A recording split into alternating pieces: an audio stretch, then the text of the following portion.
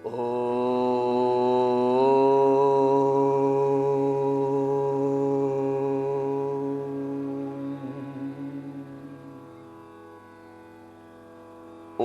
भूर्भुवः स्वः तत्सवितुर्वरेण्यं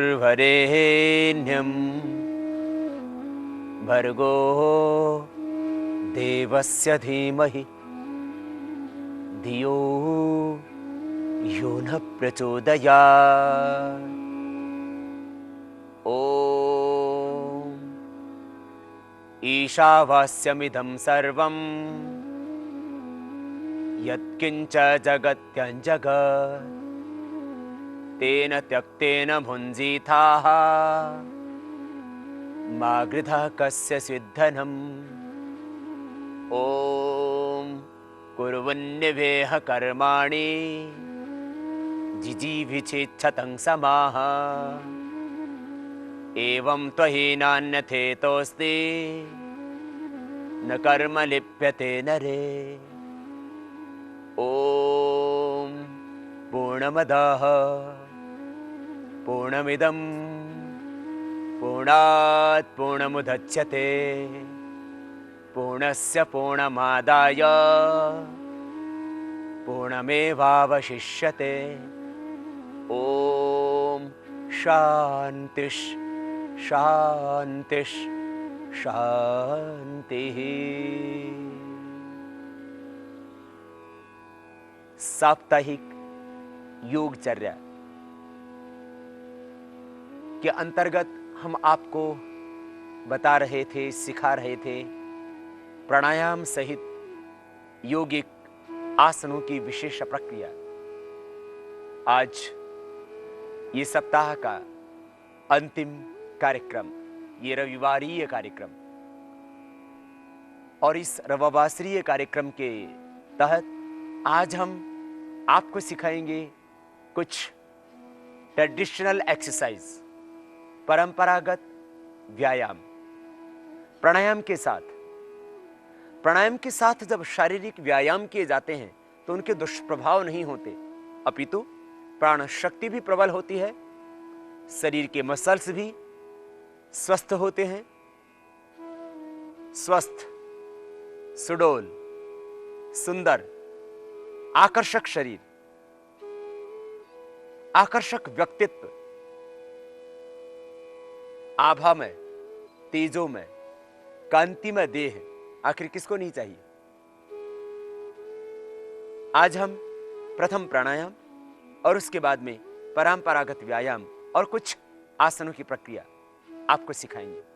सबसे पहले प्राणायाम, क्योंकि प्राणायाम का यदि हम तुलनात्मक अध्ययन करें, जो हम एरोबिक्स करते हैं, जिम जाते हैं, सैर करते हैं, मॉर्निंग वॉक करते हैं, हम तैरते हैं या दौड़ते हैं या खेलते हैं, इन समस्त चीजों की यदि योग के साथ तुलना की जाए तो योग एक अपने आप में केवल शारीरिक व्यायाम ही नहीं, योग से यद्यपि शारीरिक व्यायाम होता है, परंतु शारीरिक व्यायाम होने के साथ साथ योग एक संपूर्ण चिकित्सा विज्ञान है, कंप्लीट मेडिकल साइंस है, और योग अपने आप में एक संपूर्ण जीवन शैली भी। दूसरे एक्सरसाइज को हम जीवन शैली के अंतर्गत नहीं ले सकते। योग एक जीवन शैली भी है जिसको एक पूर्ण स्वस्थ व्यक्ति अपना सकता है, और योग एक संपूर्ण चिकित्सा विज्ञान भी। आज तक जो योग से हुआ वो किसी दूसरी चीज से हो ही ना सका। ठीक है, मॉर्निंग वॉक करने से आदमी का नॉर्मल फैट थोड़ा कंट्रोल रहेगा, परंतु एक दिन में 250 ग्राम से लेकर के 1 किलो तक किसी का चलने से कम वजन नहीं हुआ। यद्यपि कुछ लोग दौड़ भी लगाते, दौड़ने से भी वजन कम नहीं हुआ, खेलने से भी वजन कम नहीं हुआ। एक दिन में फैटी व्यक्ति है तो उसका एक दिन में 250 ग्राम से 1 किलो तक वेट कम हो जाना, किसी का भी आज तक मैंने तो नहीं सुना कम से कम कि घूमने से या दूसरी एक्सरसाइज करने से, जिम जाने से, एरोबिक्स करने से किसी का कैंसर ठीक हो गया हो। परंतु प्राणायाम से हमने लोगों का कैंसर तक अच्छा किया। माने प्राणायाम में चैतन्यता है, जीवंतता है। प्राणायाम अपने आप में एक संपूर्ण औषधि है, कंप्लीट मेडिसिन है, कंप्लीट मेडिकल साइंस है और एक संपूर्ण जीवन शैली। प्राणायाम की करने से कैंसर से लेकर के हार्ट के ब्लॉकेज तक की प्रॉब्लम हमने अच्छी की। इसलिए मैं कह सकता हूं कि प्राणायाम की तुलना हम इन दूसरी एक्सरसाइज से नहीं कर सकते। इसलिए प्राणायाम तो आपको करना ही है। आपको अच्छे मसल चाहिए, आकर्षक व्यक्तित्व चाहिए, सुंदर सुडोल गठीला स्वस्थ तन चाहिए। आप कीजिए दूसरी एक्सरसाइज, कीजिए आसन भी, और आसनों के साथ साथ प्राणायाम आपने नहीं किया तो हानि हो सकती है। और आज हम आपको परंपरागत व्यायाम भी बताएंगे, वो प्राणायाम के साथ होगा। आइए सबसे पहले हम आपको प्राणायाम ही कराते हैं, जिस प्राणायाम की अनंत महिमा है। और यदि आपने प्राणायाम ही कर लिया तो कोई भी एक्सरसाइज करने की आवश्यकता ही नहीं है। माने जीवन भर आपको कोई व्याधि नहीं होगी, मन शांत रहेगा, तृप्ति रहेगी अंतर में। यह दूसरी एक्सरसाइज से नहीं हो सकता। दूसरी एक्सरसाइज करने के बाद बल्कि मन उच्चाट होने लगता है, तुम थक जाते हो और उसके बाद में तुम फ्रेशनेस महसूस नहीं करते। प्राणायाम करने के बाद तुम दिन भर तरोताजा महसूस करते हो अपने आप को। योगा कर्म सुकोसलम, दिन भर आप ज्यादा कार्य करते हो, कम सोने के बावजूद भी आप ज्यादा कार्य करते हो। दूसरी एक्सरसाइज करने से आपको थकान होगी, आपको नींद ज्यादा आएगी।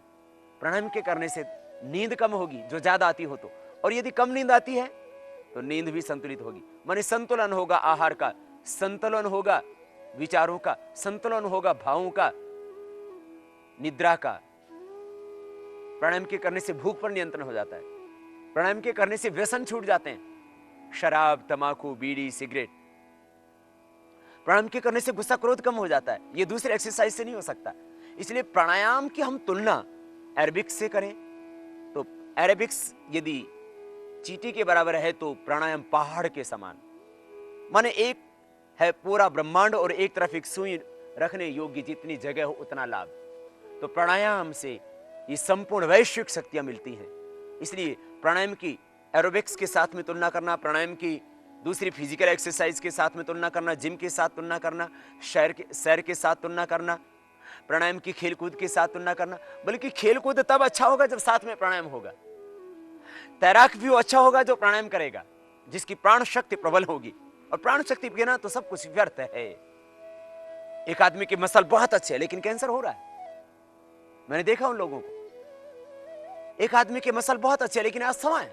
बिना प्राणायाम के सब कुछ व्यर्थ है। इसलिए पहले प्राणायाम, उसके बाद में आज हम आपको परंपरागत वो शारीरिक व्यायाम भी बताएंगे, जिससे आप अपने व्यक्तित्व को आकर्षक बना सकेंगे, शरीर को सुंदर सुडौल गठीला बना सकेंगे। आइए सबसे पहले प्राणायाम प्रारंभ करते हैं। श्वासों को भीतर गहरा भरेंगे,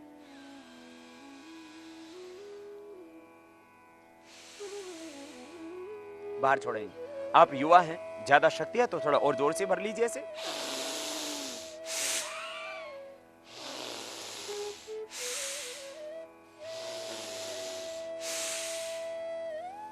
लेकिन याद रखें, बहुत जोर से नहीं करना।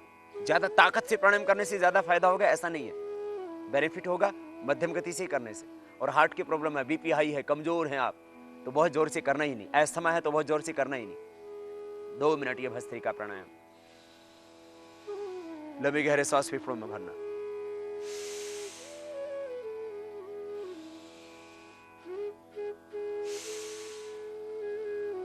इसका एक और भी विशेष लाभ होगा, वो ये कि आपका सीना उभरा हुआ होगा प्राणायाम के करने से। शरीर अपने आप जितना जहां विकसित होना चाहिए उतना अपने आप विकसित हो जाएगा। माने बचपन जैसा निरोग और सुहाना तन, सुहाना मन, सुंदर आकर्षक शरीर, जितना जहां चाहिए शरीर को विकास, उतना विकास अपने आप हो जाएगा प्राणायाम से। श्वासों को भीतर गहरा भरना, बाहर छोड़ना। यह भस्त्रिका प्राणायाम 2 मिनट करना।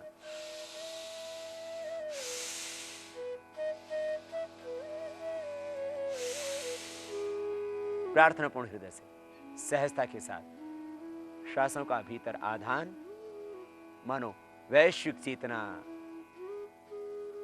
का आप भीतर आधान करते हैं, दिव्यता भीतर उतरती है।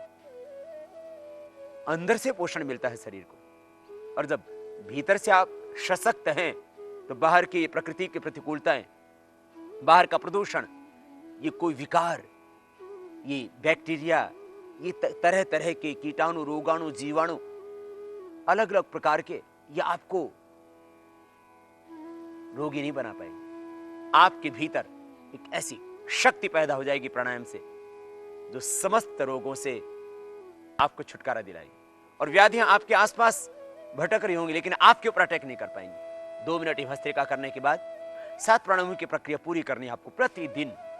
चाहे वो आप 15 मिनट करें, चाहे 20 मिनट करें, और वक्त कम है आपके पास तो 2 ही प्राणायाम कर लीजिए, कपालभाति 5 मिनट और 5 मिनट अनुलोम विलोम। ये 2 प्राणायाम तो आपको करने ही करने हैं। एक नियम बना लीजिए। कपालभाति, श्वासों को बाहर छोड़ेंगे अब।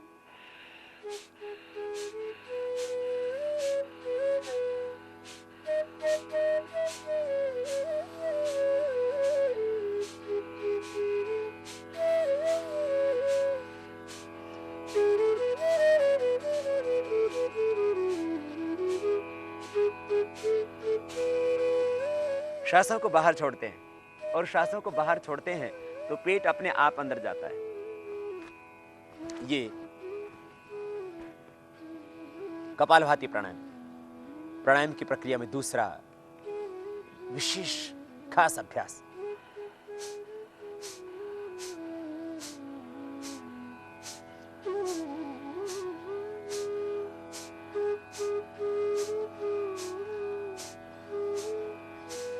श्वासों को बाहर छोड़ते हैं। इससे खास बात ये होती है कि इससे चेहरे पर आभा आती है, ग्लो आता है, नेचुरल शाइनिंग आती है। कई बार आदमी एक्सरसाइज करता है, दूसरी दौड़ता भी है, वो जिम भी जाता है, वो तरह तरह एक्सरसाइज करता है, लेकिन चेहरे पर आभा नहीं होती, ग्लो नहीं होता, शाइनिंग नहीं होती। इस प्राणायाम के द्वारा आपका मुख आभा में, ज्योतिर्मय, तेजो में, उसके ऊपर अपने आप सहज आकर्षण आएगा, तेज आएगा, ओज आएगा, आभा आएगी, लालिमा आएगी। श्वासों को बाहर छोड़ते हैं। देखो,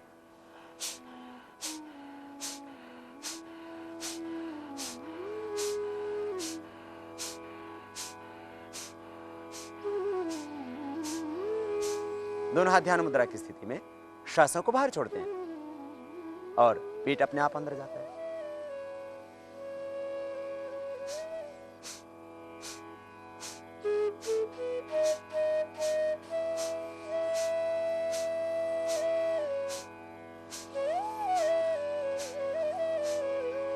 कमर में दर्द है, धीरे करना। हार्ट की प्रॉब्लम है, हाई बीपी है, धीरे करना। गर्भवती माताओं बहनों को तो करना ही नहीं होता। ऑपरेशन केस है तो आप जब टांके भर जाएं तब करना। श्वासों को बाहर छोड़ते हैं।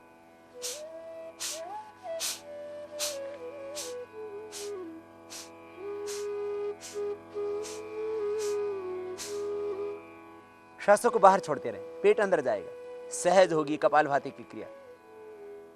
आदमी कितना ही लंबा हो, कितना ही बलवान हो और पेट आगे हो तो खूबसूरत नहीं लगता तन। श्वासों को बाहर छोड़े, पेट अंदर चला जाएगा अपने आप। सीना उभरा हुआ होगा, पेट अंदर होगा। यही तो स्वस्थ व्यक्ति का लक्षण है।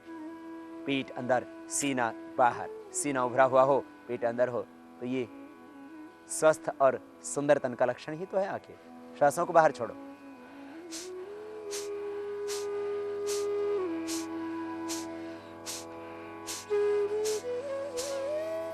इससे हमारी मूलाधार चक्र की शक्ति, हमारा शुक्र यदि बाहर बहता है तो भोग कहलाता है और उससे ओज तेज कमजोर पड़ता है, आत्मविश्वास घटता है। और यही मूलाधार चक्र में सन्निहित, स्वाधिष्ठान मणिपुर चक्र में सन्निहित शुक्र शक्ति, रजो शक्ति जब ऊर्ध्वगामी होती है तो चेहरा आभा में हो जाता है, ज्योतिर्मय तेजो में हो जाता है। इसी प्राणायाम से होगा। कोई दूसरे एक्सरसाइज से कभी हो ही नहीं सकती ये चीज। जो कपालभाति से हो सकता है वो दुनिया की कोई एक्सरसाइज, कोई भी कितना ही कठिन से कठिन व्यायाम वो लाभ नहीं दे सकता जो कपालभाति से होता है। इसलिए कपालभाति तो आपको रोज करना है।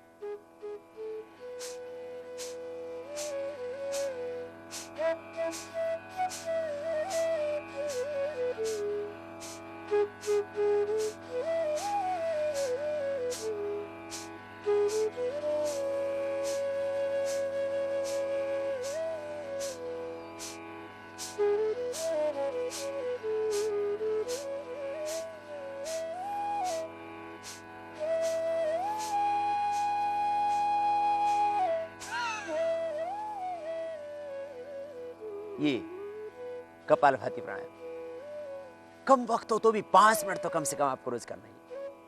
5 से 15 मिनट इसका टाइमिंग है, रोज करना है। और फिर देखना किस तरह से सांस महक उठते हैं, जिंदगी महकेगी।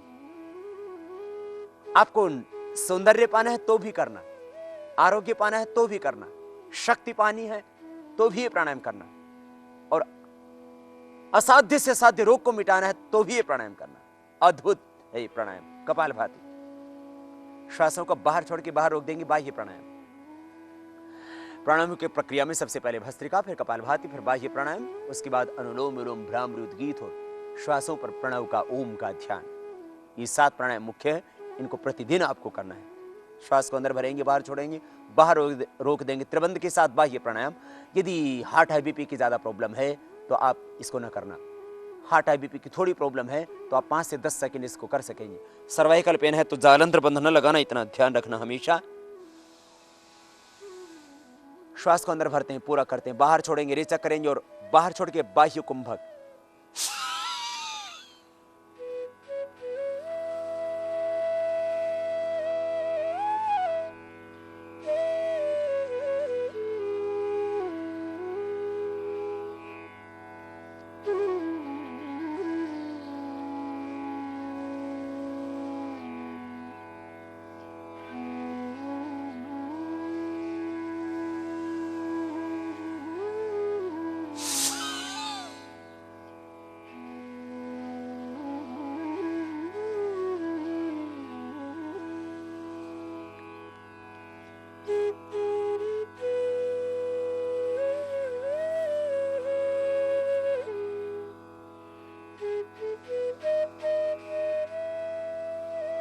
अंदर भरते समय तीनों बंद हट जाएंगे और बाहर छोड़ के बाहर रोक देना। 5 सेकंड से लेकर के 15 सेकंड तक रोकना, बस। इससे ज्यादा करने की आवश्यकता नहीं है, ज्यादा लंबे समय रोकने की आवश्यकता नहीं है।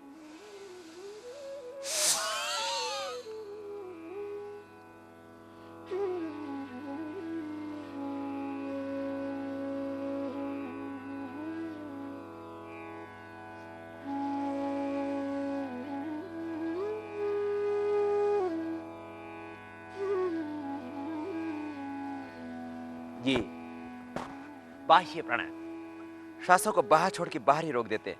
मूलाधार चक्र की शक्ति जो उद्बुद्ध हुई कपालभाति से, उसका ऊर्ध्व आरोहण करते हैं। इसके बाद अनुलोम विलोम, बाएं हाथ घुटने के ऊपर ही ध्यान मुद्रा में, दाहिना हाथ ऊपर उठा लेते हैं। आंखें बंद, मन सहज, ब्रह्म में अवस्थित हो, पूरी श्रद्धा और समर्पण के साथ अनुलोम विलोम प्राणायाम दाहिना को बंद करते हैं। बाएं से सांस को भीतर गहरा भरते हैं।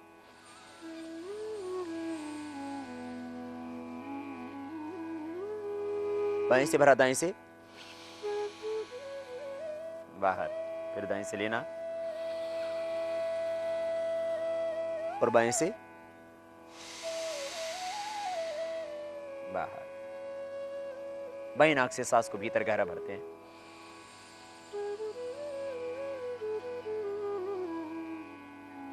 अब बाएं नाक को बीच के 2 उंगलियों से बंद करके दाएं से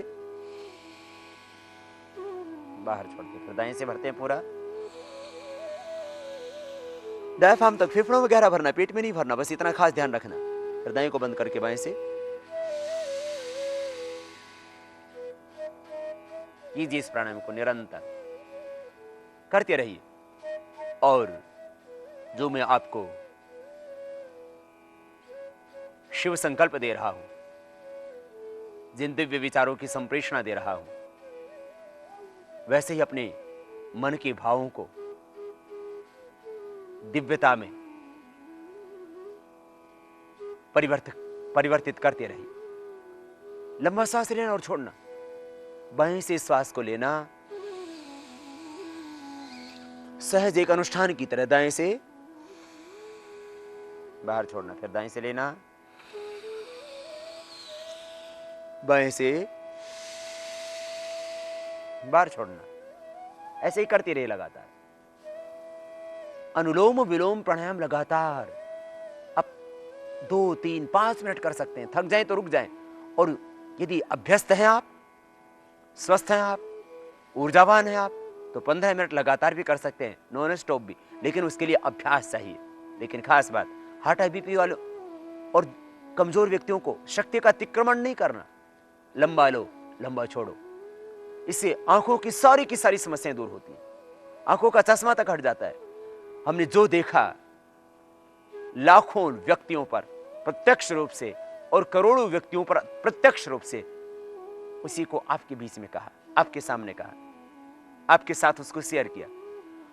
अनुलोम विलोम प्राणायाम से आंखों की ज्योति बढ़ जाती है। डायबिटीज के पेशेंट का भी चश्मा उतर जाता है। डायबिटीज के टोटल कॉम्प्लिकेशंस दूर, कपालभाति से डायबिटीज कंट्रोल और अनुलोम विलोम से उसके कॉम्प्लिकेशंस ठीक।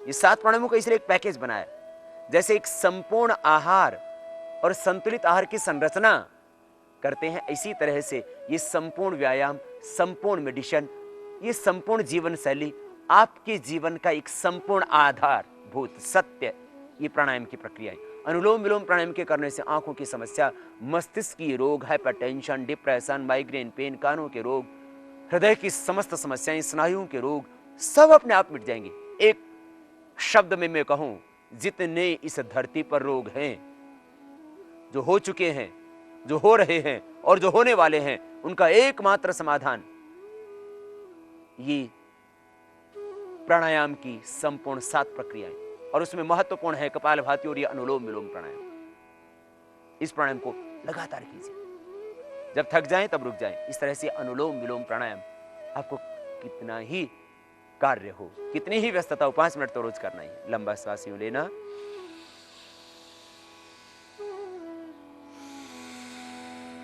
छोड़ना।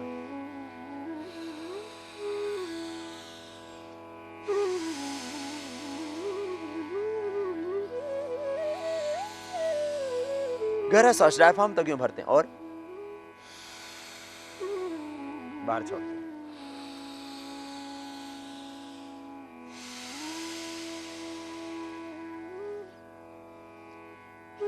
करते रहिए अनुलोम विलोम प्राणायाम भाव से, श्रद्धा से। ये प्राण ही से तो जीवन चल रहा है। श्वास निकले कि देह सड़ने लगता है। कितना ही सुंदर, सडोल, स्वस्थ, बलवान शरीर हो, प्राण के बिना सब व्यर्थ है। जिंदगी इन श्वासों पर ही तो टिकी। इसलिए इन प्राणों में पवित्रता है, प्राणों में चैतन्यता है, प्राणों में ऊर्जा है, प्राणों में शक्ति है। जब तक प्राण है तब तक वाणी बोलती है, आंखें देखती है, कान सुनते हैं, हृदय काम करता है, सब कुछ ठीक रहता है। जब प्राण निकले तो भीतर से सब कुछ सड़ने लगता है।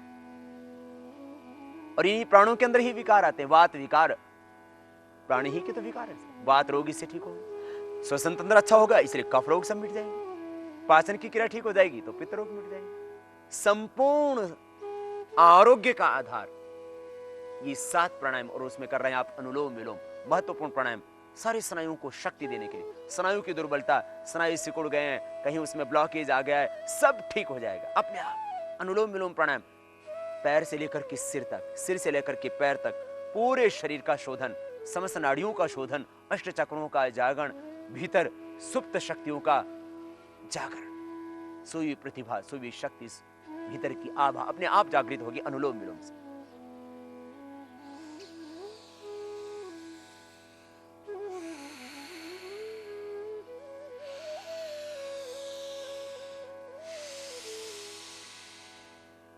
इस तरह से इसको लगातार कीजिए। ये संजीवनी औषध, महौषध, कपालभाति, अनुलोम विलोम दोनों का समय 5 से 15 मिनट अधिकतम हम बताते हैं। इसके बाद में मन शांत हो जाता है, निर्विकार निर्विचार हो जाता है। मन में उठते हुए विचारों का, विकारों का प्रवाह अपने आप थम जाता है। मन मिट गया, मन की वितृष्णा मिट गई, कट गए बंधन, छट गया अंधेरा, सब संशय भ्रम अपने आप मिट जाते हैं। तुम पूर्ण तृप्ति का अनुभव करते हो। फिर भ्रामरी प्राणायाम, प्रथम अंगुली माथे पर, शेष 3 अंगुली आंखों पर, कान पूरे बंद अंगूठे से, मुख भी बंद, और ओंकार का नाद और भाव से भगवान का आह्वान, हे ज्योतिर्मय, हे तेजोमय, अब तो अंतर में उतरो। असतो मा सद्गमय, तमसो मा ज्योतिर्गमय। ओम उद्वयम तमसस् परिस्वः पश्यन्त उत्तरम देवम देवत्र सूर्यम अगन्म ज्योतिरुत्तम। ओम उदित्यम जात वेदसम देवम महंत केतवः दृशे विश्वाय सूर्य। आओ भीतर के, अंतर की सूरज को पाओ, और फिर देखो ये ललाट में जो आभा पैदा होगी पूरे देह में व्याप्त हो जाएगी, और पूरा देह तेजोमय हो जाएगा। दोबारा से यौवन और बचपन लौटेगा। भ्रामरी प्राणायाम, ब्रह्म का आह्वान, और अंतर में उस युगों युगों के सखा, उस परम पिता परमेश्वर का साक्षात्कार, ज्योतिर्मय तेजोमय भगवान भीतर ही मिलेंगे। आओ उस करुणामयी माँ का पूरे भाव से आह्वान। भ्रामरी प्राणायाम।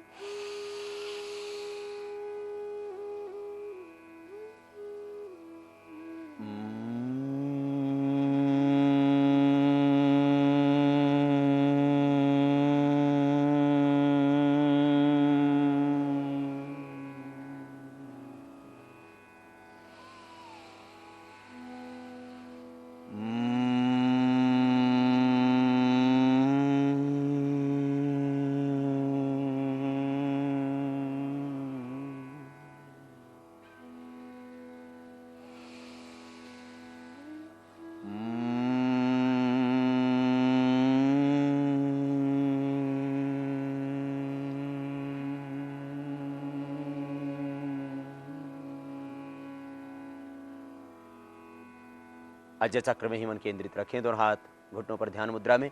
श्वास भीतर गहरा भर के हर बार जब भी चाहे भ्रामरी प्राणायाम करें या उद्गीत में ओम का गायन, श्वास भीतर गहरा भरते हुए फिर ही उच्चारण किया जाता है, नाद में भी और अब ध्वनि के रूप में। आओ श्वास भीतर गहरा भर, उद्गीत प्राणायाम पूरी श्रद्धा के साथ ब्रह्म का आह्वान।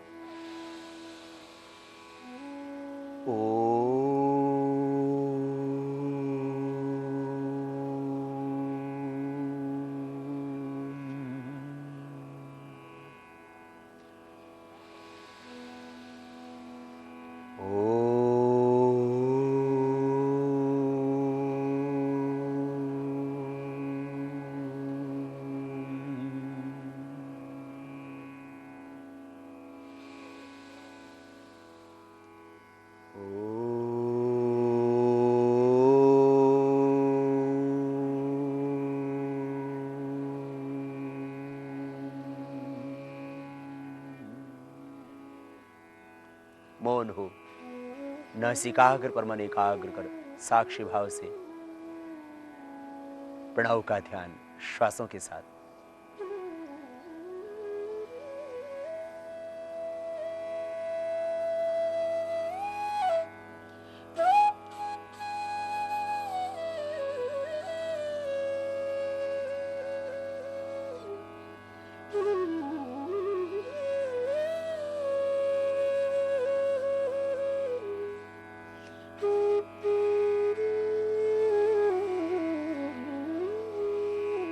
दोनों हाथों का ऊपर उठा ले, आपस में रगड़े और रगड़ के गरम गरम हथेलियों की ऊर्जा का उष्मा का अंजन आंखों पर करके आंखें खोल लें।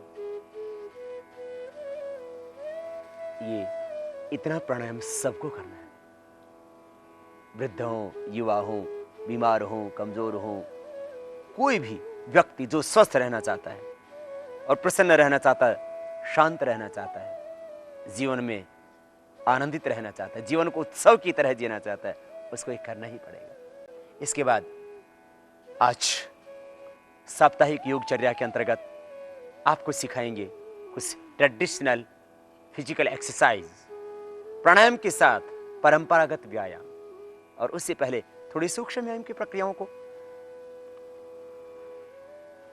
सूक्ष्म व्यायाम की प्रक्रियाओं को इसलिए हम करवाते हैं प्रतिदिन, जिससे कि आपके जॉइंट्स में फ्लेक्सिबिलिटी रहे।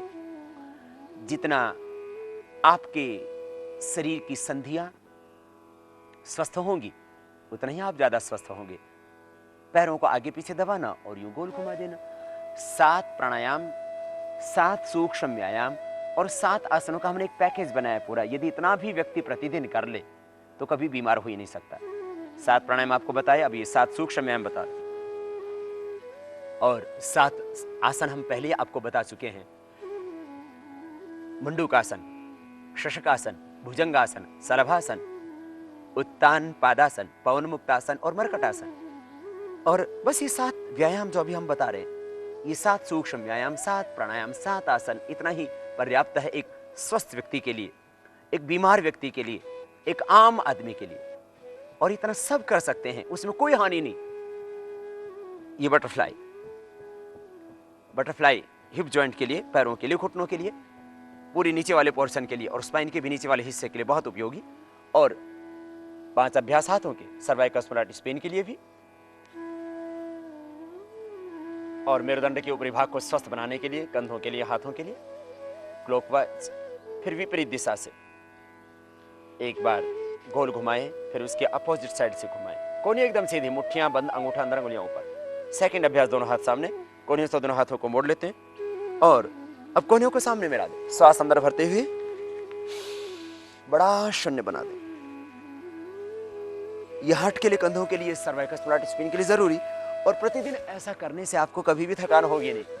अक्सर नहीं तो दर्द हो जाता है कंधों के पीछे, गर्दन के पीछे, cervical splat spin, frozen shoulder की समस्या, फेलोमस स्प्लैट स्पिन भी अभी बढ़ता जा रहा है।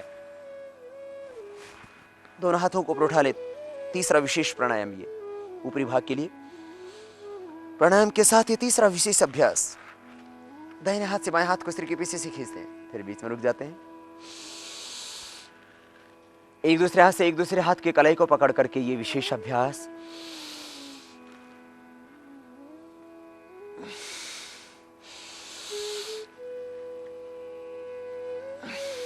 फिर दोनों हाथ की अंगुलियों को इंटरलॉक करके सिर के पीछे बांध लेते हैं।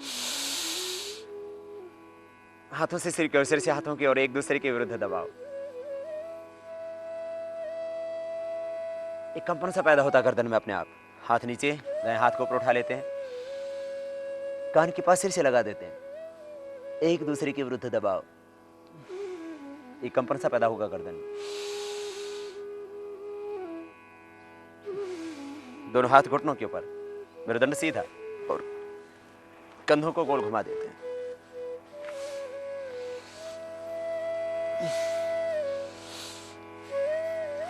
श्वासों के साथ हर एक क्रिया को करते हैं तो और ज्यादा लाभ होगा, क्योंकि चेतना तो सारी श्वासों में ही, प्राणों में ही। ये सूक्ष्म व्यायाम की 7 प्रक्रियाएं आप प्रतिदिन कर सकते हैं। और वक्त कितना लगता है?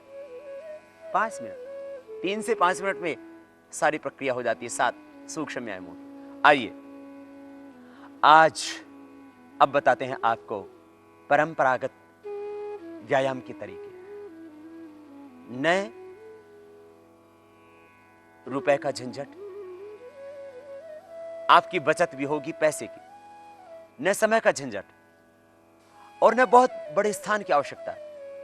जितने दूरी में एक आदमी लेटता है उतनी ही दूरी में ये सारे व्यायाम, प्राणायाम और परंपरागत हमारी भारत की संस्कृति में जो इंसान करता आया था वो सब एक आम आदमी कर सकता है। अब आप यदि जिम का सामान लाते हैं तो एक कमरा उसके लिए चाहिए आपको, एक आम आदमी वैसा नहीं कर सकता। और फिर जिम जाने के लिए फिर पैसे भी चाहिए, खर्च चाहिए, फिर कुछ विशेष, फिर उसमें कुछ गड़बड़ हो गया तो फिर किसी की कमर में दर्द, किसी को स्लिप डिस्क और किसी को और दूसरी प्रॉब्लम्स, जरक आ गई तो और दिक्कत। इसलिए परंपरागत व्यायाम हानि रहित व्यायाम, कोई हानि नहीं। और प्राणायाम के साथ वो परंपरागत व्यायाम होगा तो उससे प्राण शक्ति भी प्रबल होगी और देह सुंदर, सुडौल, आकर्षक बनेगा। आइए सबसे पहले हम शुरुआत करते हैं आसनों के द्वारा। थोड़ी सी जटिल आसन प्रारंभ से आप अभ्यास करेंगे तो हो पाएगा। ये कठिन आसन, ये जटिल आसन और अभी हम जो बताने जा रहे हैं परंपरागत व्यायाम, ये युवाओं को करना है और युवाओं को भी 12 साल के बाद। और ये अभी जो हम जटिल आसन बता रहे हैं, वृक्षासन, मयूरासन और चक्रासन, ये बच्चे भी कर सकेंगे। और परंपरागत व्यायामों में 2 ही व्यायाम, राममूर्ति दंड, राममूर्ति बैठक, यही छोटे बच्चे कर सकते हैं 5 से 10 बार। आइए सबसे पहले परंपरागत व्यायाम की तरीके के अंदर हम आपको करवाते हैं कुछ जटिल आसन पहले तो, और जटिल आसनों के बाद में फिर दंड और बैठक के नाम से जो ट्रेडिशनल एक्सरसाइज थी उसको आपको सिखाएंगे। आप उसको करके अपने भुजाओं को, अपने हाथों को, अपने पैरों को, जंघाओं को, पिंडलियों को, पूरे शरीर को स्वस्थ, सुंदर, सुडौल बना सकेंगे। सबसे पहले वृक्षासन। वृक्षासन एक ऐसा आसन है जिसमें शरीर के भार को आपको काफी संतुलन करना पड़ता है।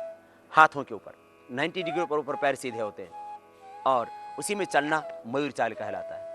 और फिर उसी में पीछे छलांग लगा करके पीछे पैर टिका देना, ये वृक्षासन। एक ही समूह के ये 3 आसन।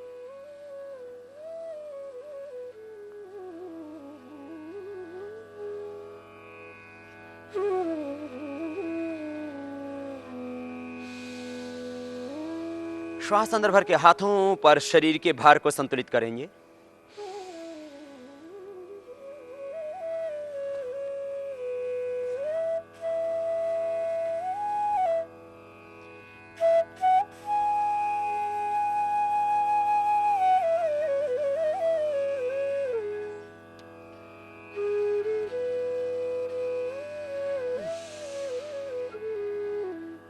ये वृक्षासन, इसी में चलना मयूर चाल, चेहरा लालिमापूर्ण होगा, भुजाओं में बल भी आएगा।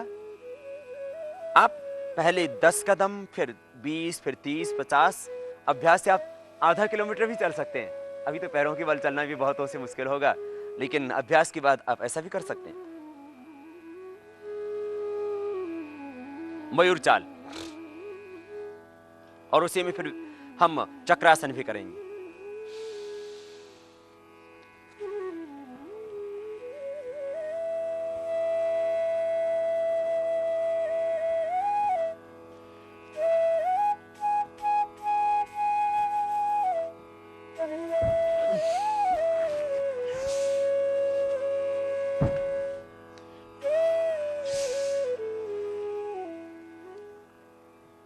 ये थोड़े से कठिन अभ्यास, लेकिन आप अभ्यास के द्वारा इन सब को कर सकेंगे। थोड़ा वक्त लगेगा जरूर, बॉडी में फ्लेक्सिबिलिटी भी आएगी, शरीर में ऊर्जा भी आएगी। आइए अब आपको बताते हैं वो परंपरागत व्यायाम, वो ट्रेडिशनल एक्सरसाइज जो हमारे यहां पर गुरुकुलीय परंपरा में भी चली आई और आज भी गांव के लोग उसी व्यायाम को करते हैं। तो न तो समय और पैसे की बर्बादी, न ही कोई हानि, अभी तो लाभ पूरा। और वो परंपरागत व्यायाम हम प्राणायाम के साथ करेंगे तो प्राण शक्ति प्रबल होगी। अभ्यंतर प्राणायाम, महर्षि पतंजलि ने बाह्य अभ्यंतर स्तंभ वृत्ति देश काल संख्या भी परिदृष्ट दीर्घ सूक्ष्म बाह्य अभ्यंतर स्तंभ वृत्ति चतुर्थ बाह्य अभ्यंतर विषक्षेपी चतुर्थ। 4 प्राणायाम महर्षि पतंजलि ने बताए। बाह्य अभ्यंतर स्तंभ वृत्ति देश काल संख्या भी परिदृष्ट दीर्घ सूक्ष्म बाह्य अभ्यंतर स्तंभ वृत्ति, और चौथा बताया बाह्य अभ्यंतर विषक्षेपी चतुर्थ। तो इन 4 प्राणायामों में अभ्यंतर प्राणायाम, बाह्य प्राणायाम तो आपको हम करवाते हैं। अभ्यंतर प्राणायाम माने श्वासों को अंदर भर के रोक के रख देना, और इससे हृदय स्वस्थ होगा, फेफड़े स्वस्थ होंगे, श्वसन तंत्र स्वस्थ होगा, प्राण शक्ति प्रबल होगी, आपके शरीर में अदम्य साहस, बल, ऊर्जा, पराक्रम बढ़ेगा। तो ये प्राणायाम के साथ में हम ये परंपरागत व्यायाम करेंगे तो अपने आप अभ्यंतर प्राणायाम भी हो जाएगा और व्यायाम भी हो जाएगा, दोनों चीजें साथ साथ। सबसे पहले हम 11 दंड, जो हमने युवकों के लिए भी स्पेशल एक प्रोग्राम दिया, उसके अंतर्गत भी हमने इनको समाहित किया।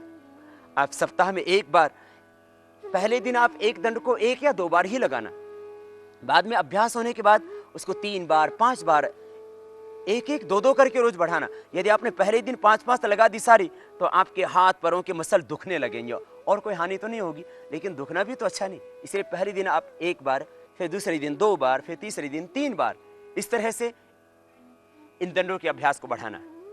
सबसे पहले हम साधारण दंड, ये विश्राम की स्थिति, दोनों हाथ की हथेलियां जमीन पर, दोनों पैर घुटनों से मुड़े हुए, और तैयारी की स्थिति, ये विश्राम और ये सज्जा, तैयारी की स्थिति। प्रथम दंड साधारण दंड, दोनों घुटने सीधे, पीछे पंजे पास में, दोनों हाथों में छाती जितना फासला, श्वास अंदर भरते हुए नीचे जाएंगे और भुजाएं कोहनियां छाती से सटी हुई, ये 1 की स्थिति।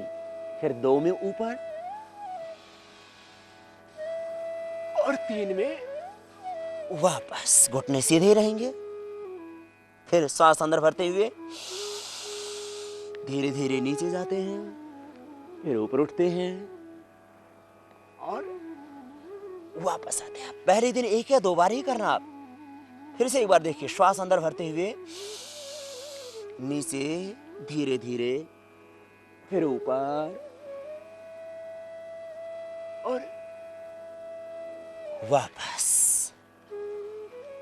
अब अगला दंड, ये साधारण दंड, पहले दिन आप 2 बार, 3 बार से ज्यादा ना करना, नहीं तो हाथ दुखेंगे। 2 बार ही कीजिए, नहीं तो 1 ही बार कीजिए। बाद में अभ्यास बढ़ाना धीरे धीरे। दूसरा दंड, श्वास अंदर भर के, एक श्वास में 1 बार पूरा होगा, राम मूर्ति दंड। श्वास अंदर भर के धीरे धीरे नीचे जाएंगे।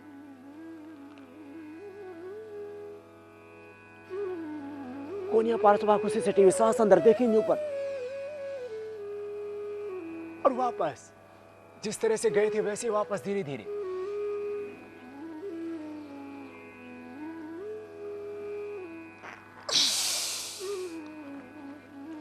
ये पहले दिन आप एक ही लगा पाएंगे, दूसरे में थक जाएंगे आप। श्वास अंदर भर के।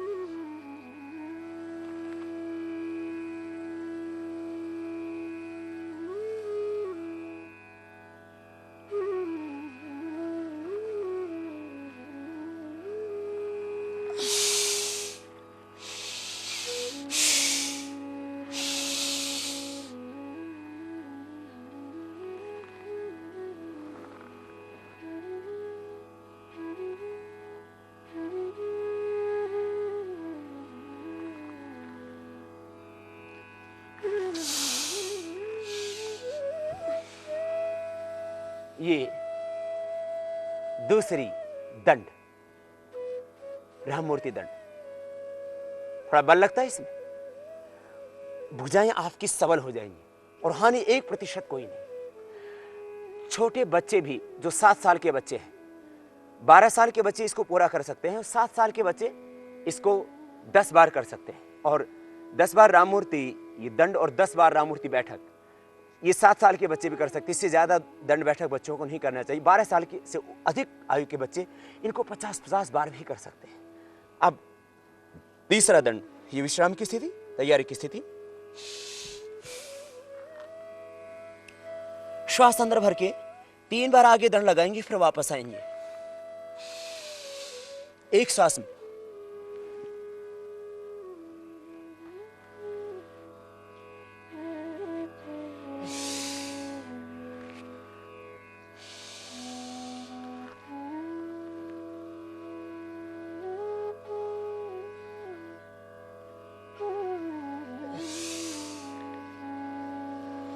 फिर इससे अगला दंड, चौथा दंड, थोड़ा सा कठिन। श्वास अंदर भरते हुए नीचे जाएंगे धीरे धीरे, एक साथ पूरा शरीर नीचे, फिर ऊपर। एक श्वास में एक ही बार कर ले।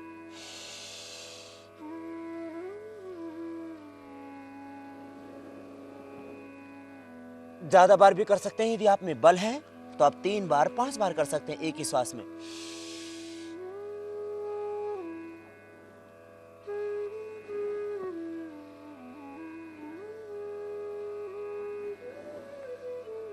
इस तरह से ये चौथा अभ्यास। 5वां अभ्यास हनुमान दंड। दाहिने पैर को आगे लेके आएंगे और नीचे छाती, श्वास अंदर भरते हुए ऊपर उठेंगे, फिर वापस आएंगे। एक श्वास में एक अभ्यास, 1 2 3, 1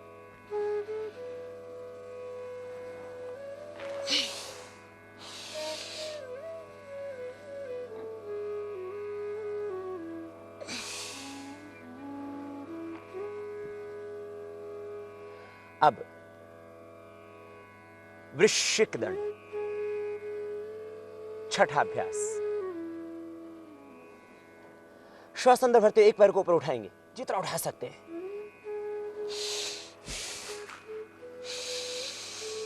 एक की संख्या में नीचे जाएंगे, 2 में ऊपर और 3 में वापस।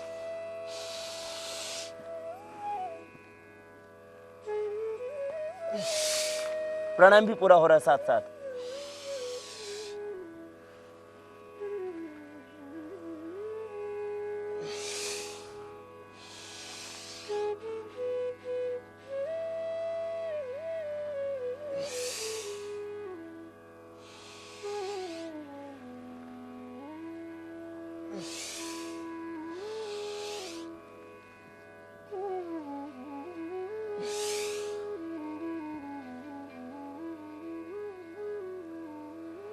अब 7वां दंड, पार्श्व दंड। पार्श्व भाग में आपका पैर जाएगा, स्पाइन भी उससे स्वस्थ होगी, हाथ और पैर तो स्वस्थ होंगे। एक बार के प्राणायाम में एक अभ्यास पूरा होगा। श्वास अंदर भरते हुए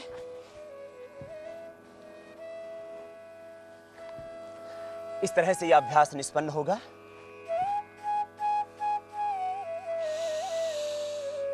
दाहिने पैर को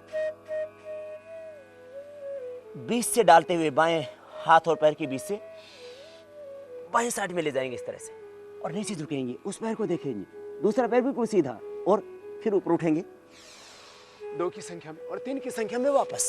1 2 3।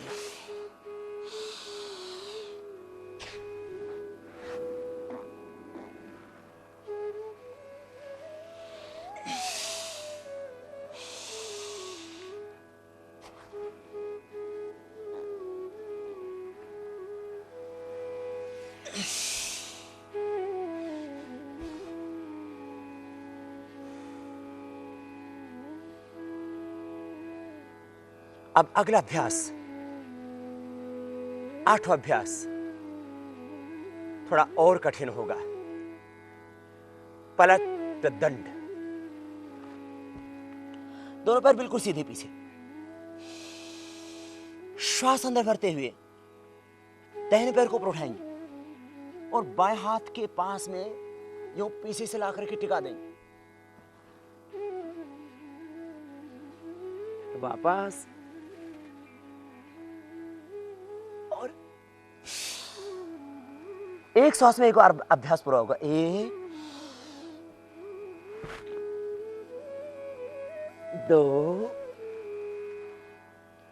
3।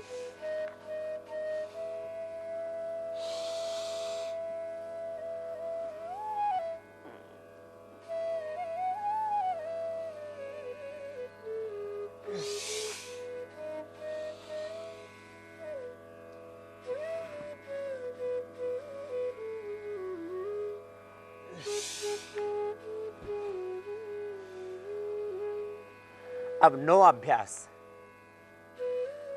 9वां जो अभ्यास है चक्रदंड, थोड़ा सा और कठिन। धीरे धीरे अभ्यास के द्वारा आप उसको कर सकेंगे।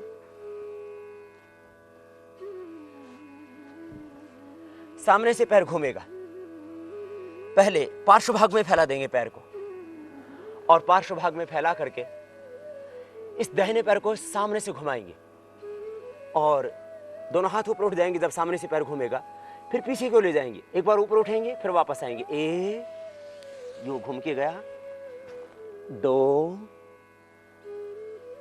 और 3। 3 के अभ्यास में पूरा होगा। 1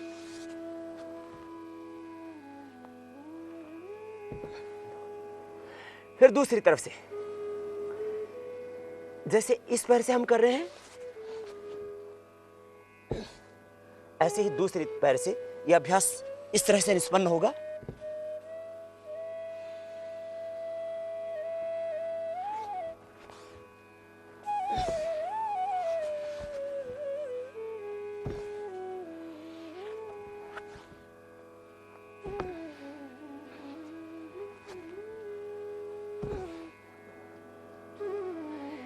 ये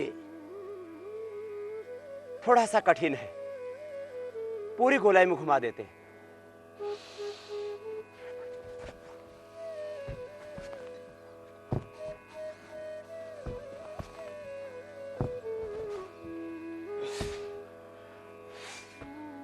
और अब करेंगे हम 10वां और 11वां अभ्यास। थोड़े से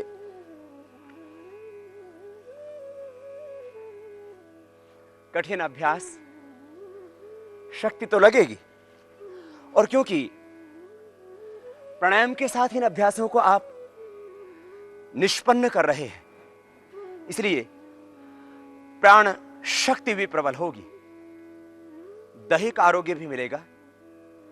भुजाएं, उनकी मांसपेशियां, जंघाएं, पूरा शरीर स्वस्थ होगा। और हानि कुछ भी नहीं होगी, क्योंकि भार आपके शरीर का ही पड़ना है। आप जिम में जाते हो, वेट उठाते हैं, इसमें आपकी भुजाओं पर यदि भार आ रहा है तो आपके शरीर का आ रहा है, और परमात्मा ने आपके शरीर के अंदर इतनी क्षमता दी है कि आपकी भुजाएं आपका भार ले सकती है। दूसरी तरह की एक्सरसाइज से हानि होने की संभावना रहती है, लेकिन प्राणायाम से किसी भी तरह की 1% हानि होने की संभावना नहीं होती। और ये जो हम प्राणायाम के साथ अभी जो परंपरागत व्यायाम बता रहे थे आपको, इसमें भी कोई हानि नहीं होगी, बशर्ते आप ठीक से करें। आइए अब 10वां अभ्यास, थोड़ा सा कठिन, लेकिन अभ्यास के द्वारा तो कुछ भी कठिन नहीं होता। देखिए,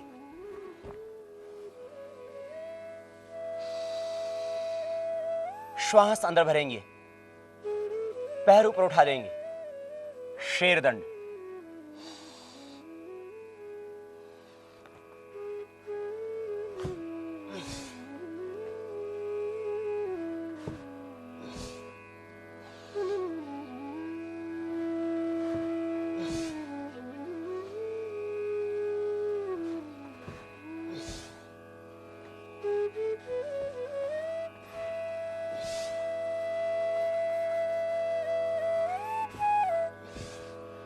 आप प्रारंभ में लगाएंगे तो इतना नहीं हो पाएगा। प्रारंभ में आपके पैर उठेंगे, रिदम से लग पाएंगे, ऐसे शुरू कर पाएंगे आप। धीरे धीरे अभ्यास हो जाएगा। 11वां दंड थोड़ा सा कठिन,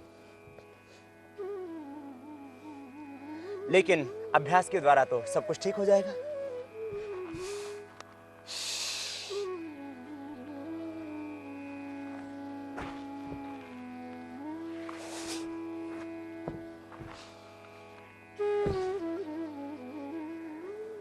तो ये थे दंड के अभ्यास, और अब हम बताते हैं आपको बैठक के अभ्यास।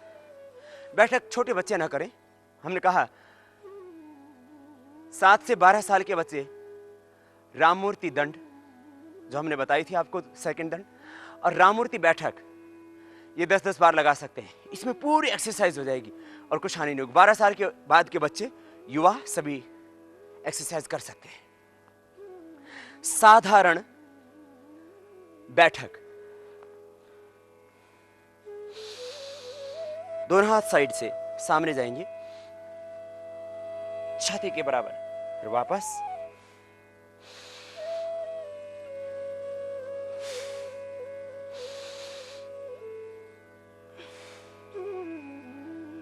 दूसरी बैठक, 3 बैठक नीचे लगाएंगे, फिर ऊपर उठेंगे,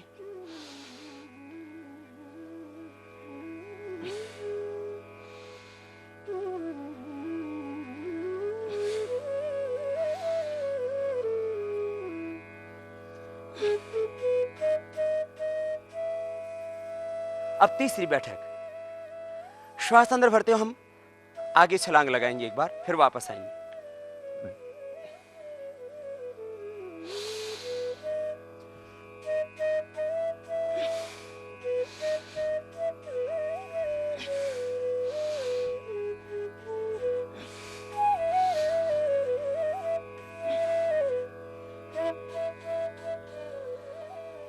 चौथी बैठक, दोनों पैरों में लगभग 4 इंची का फासला, दोनों हाथ दोनों साइड में कमर के, और श्वास अंदर भरते हुए नीचे जाएंगे, थोड़ा झुके, ज्यादा नहीं,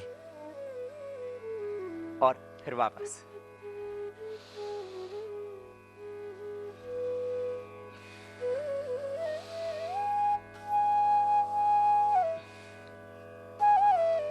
पांचवी राममूर्ति बैठक, थोड़ी कठिन।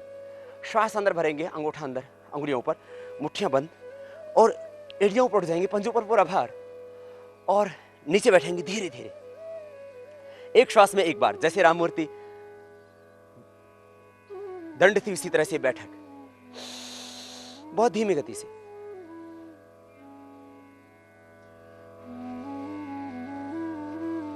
बैठना नहीं है, बस थोड़ा सा ऊपर रहे तभी वापस, बहुत धीरे धीरे।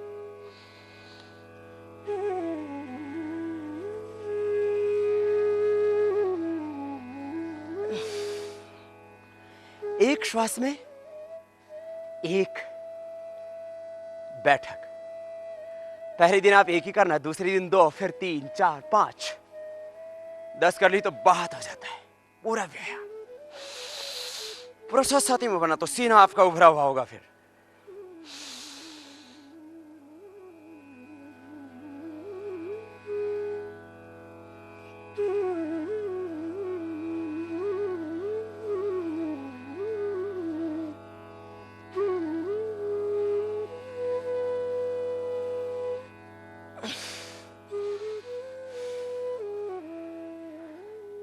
छठी बैठक,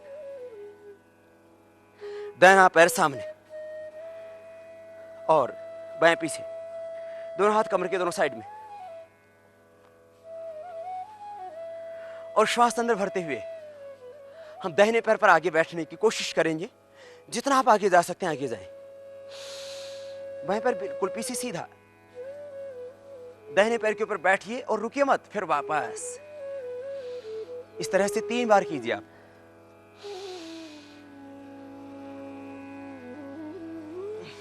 श्वास अंदर, सीना उभरा हुआ सामने से।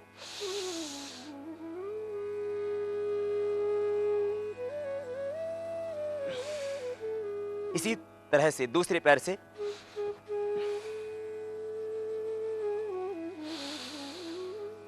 जंघाएं स्वस्थ, सुंदर, सुडौल, आकर्षक बनेंगी आपकी। इससे सीना उभरा हुआ होगा।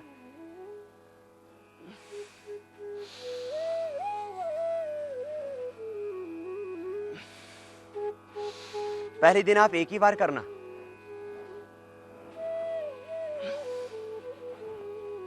और अब 7वीं बैठक, दोनों पैरों में थोड़ा फासला, हनुमान बैठक। हनुमान दंड भी आपको बताया था। ये बैठक, अंगूठा अंदर, अंगुलियों पर, साइड में दोनों हाथ, कंधों के ऊपर मुट्ठियां, पैर थोड़े खुले हुए जितना आप खोल सकते हैं। अब श्वास अंदर भरते दाहिनी ओर बैठेंगे धीरे धीरे, फिर वापस सीधी सीधी वापस आना है। यूं आगे झुक करके यूं नहीं जाना, यूं गए और यूं नहीं आना, आराम से।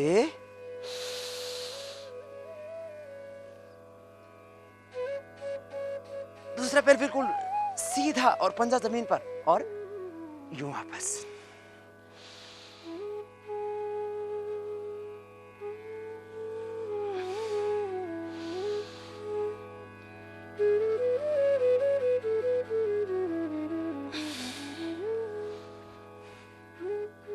और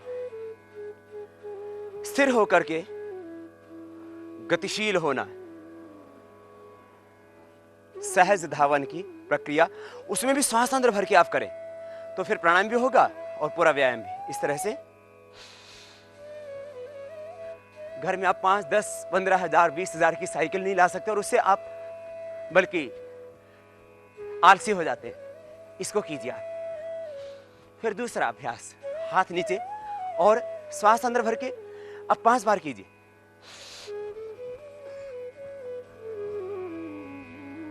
फिर इसी तरह से पीछे से भी इसको, नितंब से लगने एड़िया,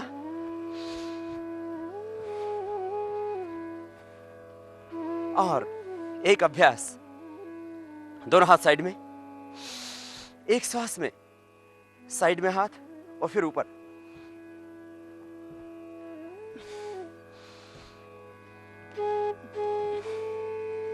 फिर एक साथ ऊपर ले जाएंगे।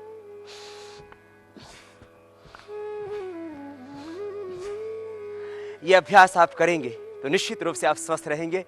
और आज अब हम समापन की ओर बढ़ाते हैं आज के इस रविवासरीय साप्ताहिक योगचर्या के प्रोग्राम को। आपके पास समय है, वक्त है, तो आप और भी ज्यादा इन एक्सरसाइजेस को कर सकते हैं। आप स्वस्थ रहें, पूरे देशवासी स्वस्थ रहें, देश का युवा वर्ग बलवान हो, वह आकर्षक हो, उनके शरीर, उनके चेहरों पर ओज हो, तेज हो, आभा हो, और उनके मन में साहस हो, पराक्रम हो, धैर्य हो और स्वाभिमान हो। लक्ष्य की ओर आगे बढ़ने के लिए उनके भीतर अदम्य साहस, पुरुषार्थ, जिससे कि अपने परिश्रम से वो अपने भाग्य को भी बदल सके और अपने ही भाग्य के नहीं इस देश के भाग्य को बदल सके। इतना अदम्य साहस, बल, पराक्रम उनके भीतर आ जाए। इसलिए आज के इस साप्ताहिक योगचर्या के कार्यक्रम में ये आज का रविवासरी कार्यक्रम, सर्वे भवन्तु सुखिनः, सर्वे सन्तु निरामयाः, सर्वे भद्राणि पश्यन्तु मा कश्चित् दुःखभाग् भवेत्। ये भारतीय संस्कृति की परंपरा कि सब सुखी हों, सब निरोग हों, सब स्वस्थ हों, इसको हम योग के द्वारा फैलाएं। इससे बड़ी और समाज की सेवा और ईश्वर की पूजा आराधना क्या हो सकती है। आओ हम सब मिलकर के योगम शरणम गच्छामि, योग की शरण में आएं और इस योगम शरणम गच्छामि का उद्घोष पूरे विश्व में गूंजा दें।